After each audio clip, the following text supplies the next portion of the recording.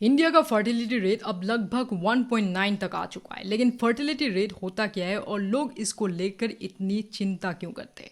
Fertility rate का मतलब होता है कि एक महिला अपनी पूरी जिंदगी में एवरेज कितने बच्चों को जन्म देती है। किसी भी देश के लिए 2.1 को रिप्लेसमेंट लेवल माना जाता है।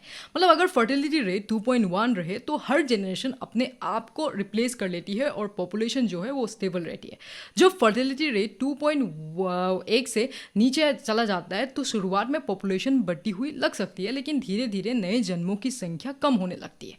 इसका मतलब है कि भविष्य में वर्कफोर्स छोटी हो सकती है और जो ओल्ड पीपल है उनकी संख्या बढ़ सकता है और पेंशन, हेल्थ केयर और इकोनॉमी पर ज़्यादा प्रेशर आ सकता है।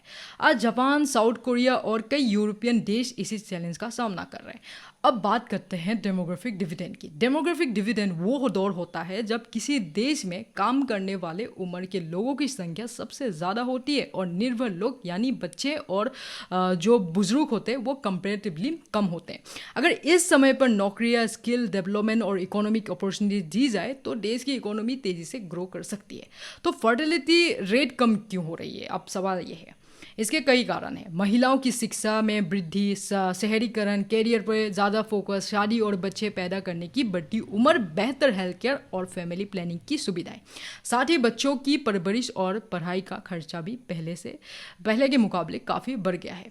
इसीलिए कम फर्टिलिटी रेट एक अच्छी या बुरी खबर नहीं है, ये एक ऐसा बदलाव है जो नए मौके भी लाता है और नई चैलेंजेस भी। सबसे बड़ा सवाल ये है कि हम अपने डेमोग्राफिक डिविडेंड का पूरा फ़ायदा उठा पाएंगे या फिर बुरी होती आबादी के चैलेंज के लिए तैयार नहीं होंगे।